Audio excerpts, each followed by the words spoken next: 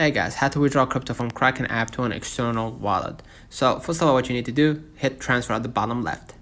You're gonna see a pop-up window, deposit or withdraw cash or crypto. We're gonna hit the last option. And then we want to withdraw crypto, so we're gonna choose one of the cryptos we hold, let's say Bitcoin. And then select, of course, the network you would like to use to withdraw Bitcoin. Let's say, for example,